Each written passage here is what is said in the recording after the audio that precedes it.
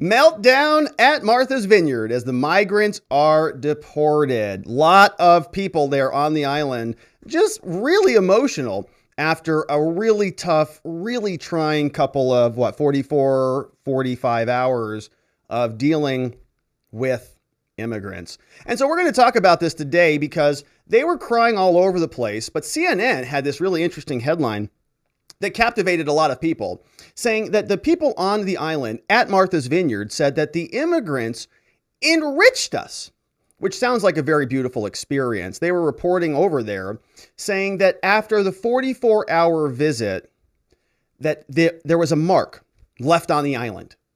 After sharing hugs and teary goodbyes with roughly 50 migrants who had arrived unexpectedly by plane, the volunteers who sheltered them carried out tables, chairs, and packed food onto cots and onto trucks. They say that there were all sorts of emotional, heartbreaking parts of things happening, and days of uncertainty ended after they all left. The asylum seekers were from Venezuela, and they all got booted right off the island. And I'm pretty sure they changed this story. This story changed from something that I was looking for in here. And I'm pretty sure the story got updated a little bit. But they didn't stay long, right? There were a lot of people there who were really, really upset that this happened. And they were really animated that 50 migrants landed out over on their island. But they weren't allowed to stay long. CNN was covering the deportation of the Martha's Vineyard migrants.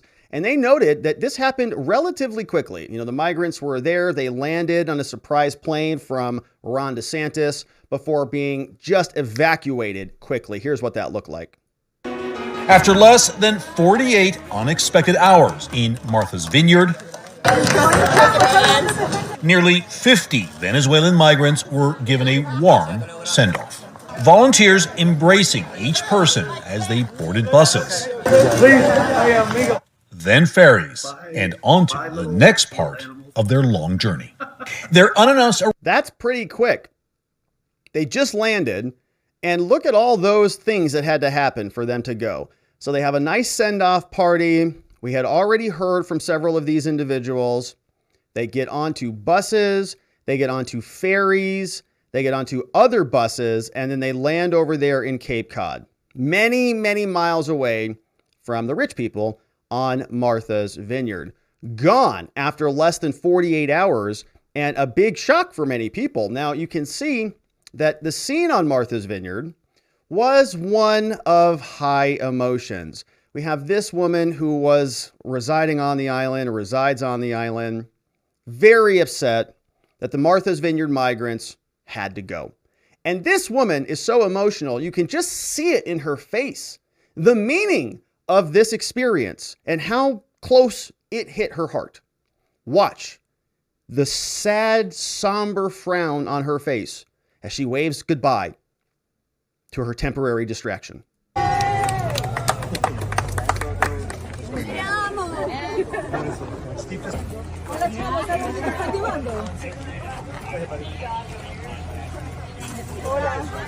Teary-eyed farewell hugs. They all worked around the clock for 48 hours, and everybody is going over to Cape Cod to help them. Running away. Don't leave.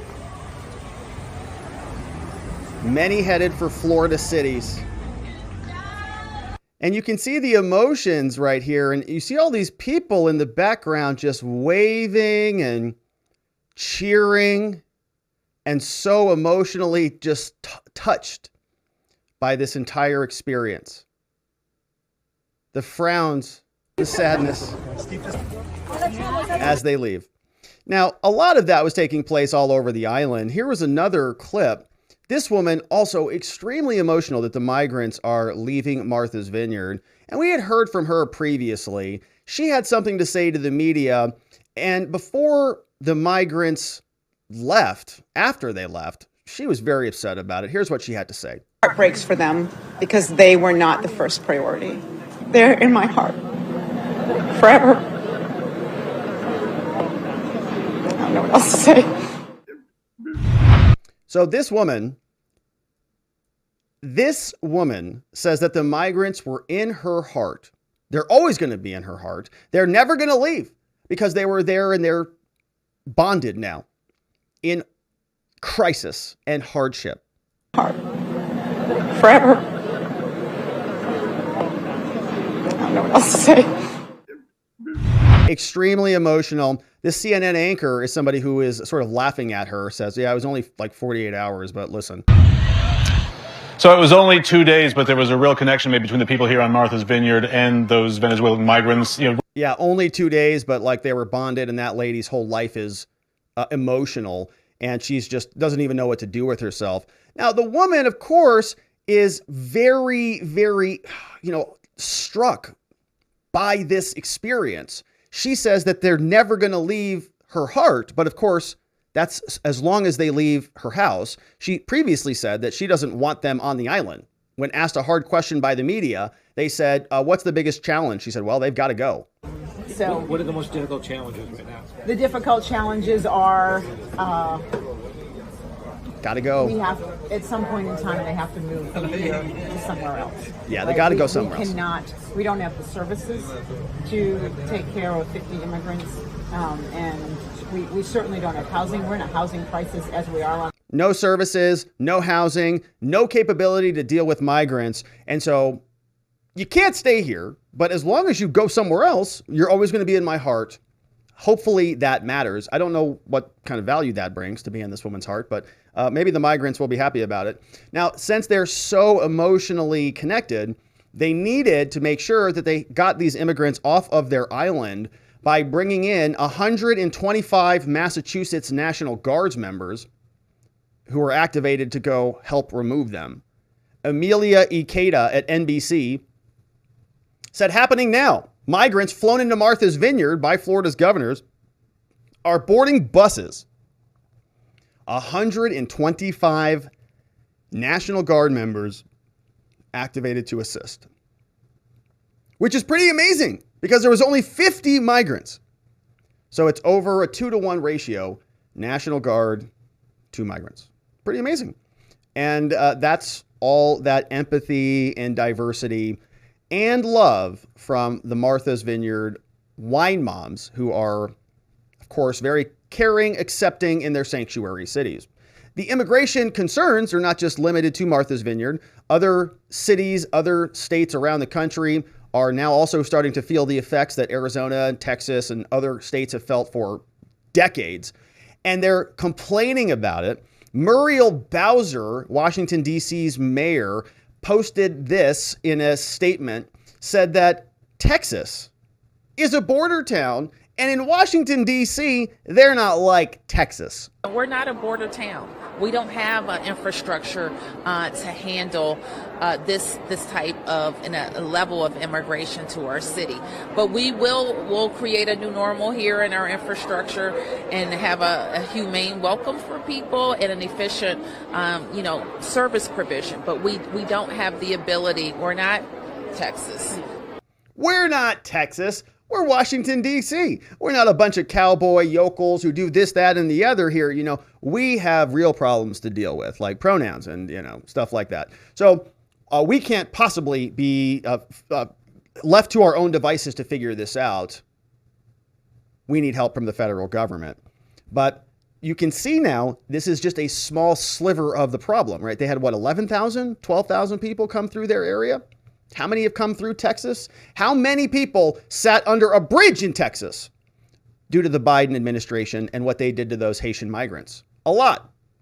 Same problem happening in New York. New York Mayor Adams said that this is a critical situation. The migrant crisis is resulting in a situation in New York where they need to have all hands on deck. Everybody's got to come up and help deal with this situation because of the resources that are required to deal with this new population. Here is Mayor Adams on CNN with Jake Tapper talking about this problem.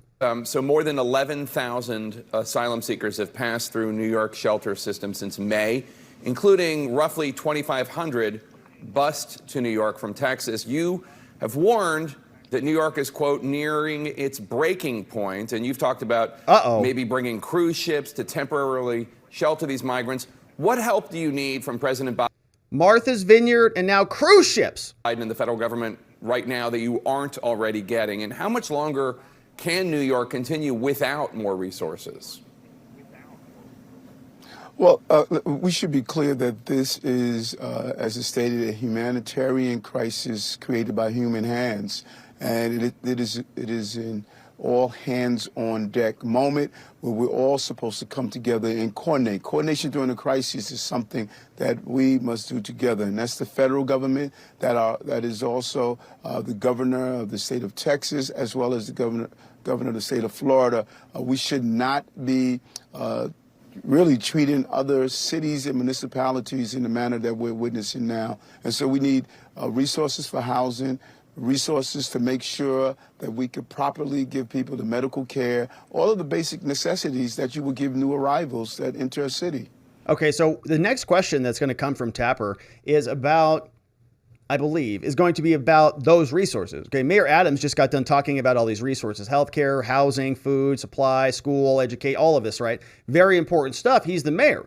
Okay, you're saying that this is an all hands on deck moment. Jake Tapper just said, you said you were at a breaking point. So what are you going to do to solve this? Well, we need all of this stuff. It's about coordination and community. Okay.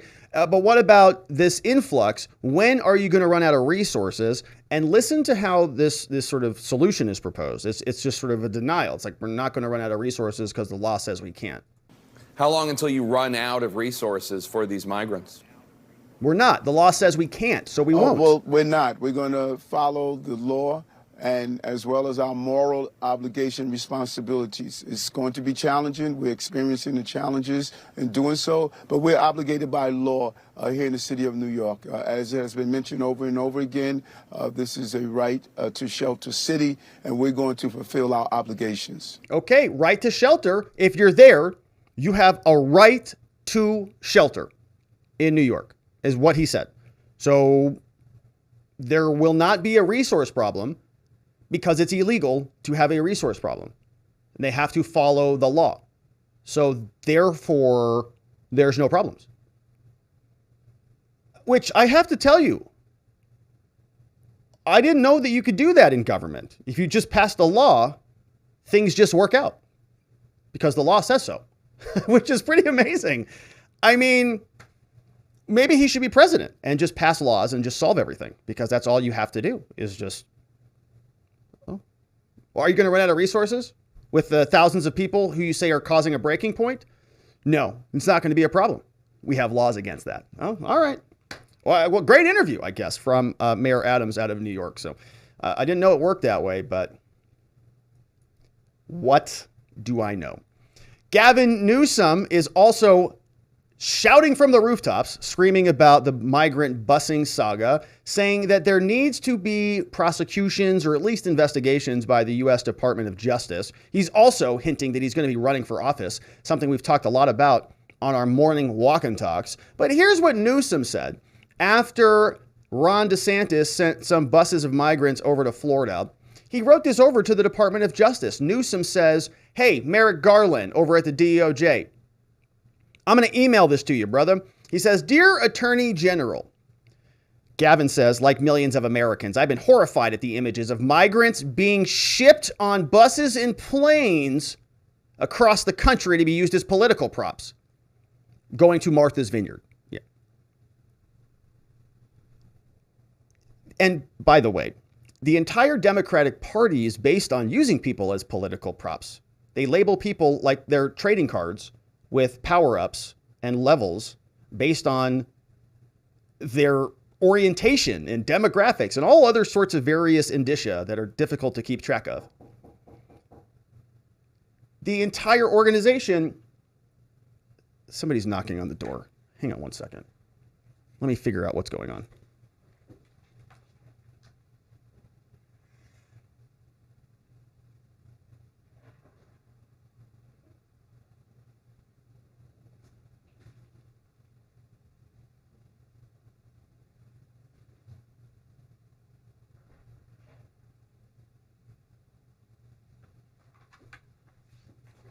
All right. Not the feds, not the FBI. We're okay. We made it. Sometimes those things get a little bit, you never know. But we're good. We made it back. No SWAT. No SWAT. No SWAT. I always have to check, but it wasn't. No, it's all good. Okay. What was I saying? Political props. The Democrats use most of their political capital to treat people like political props, like trading cards with different, indicia all over the place.